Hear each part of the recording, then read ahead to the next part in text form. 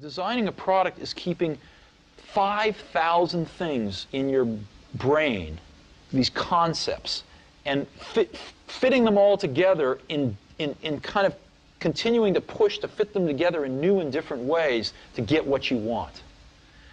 And every day you discover something new that is a new problem or a new opportunity to fit these things together a little differently. And it's that process that is the magic. And so we had a lot of great ideas when we started, but what I've always felt that a team of people doing something they really believe in is like when I was a young kid, there was a widowed man that lived up the street, and he was in his 80s. He's a little scary looking, and I got to know him a little bit. I think he might have paid me to mow his lawn or something.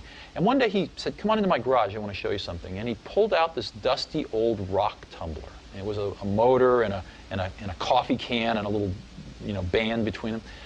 And he said, "Come on with me." We went out to the back and we got just some rocks, some regular old ugly rocks. And we put them in the can with a little bit of liquid and a little bit of grit powder. And we closed the can up, and he turned this motor on. He said, "Come back tomorrow." And his can was making a racket as the stones went around. And I came back the next day, and we opened the can, and we took out these amazingly beautiful polished rocks. The same common stones that had gone in through rubbing against each other like this, creating a little bit of friction, creating a little bit of noise, had come out these beautiful polished rocks.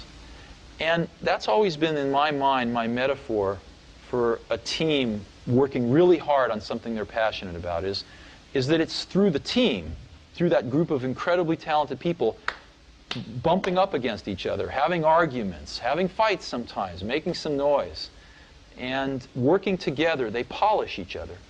And they polish the ideas, and what comes out are these really beautiful stones. Yeah.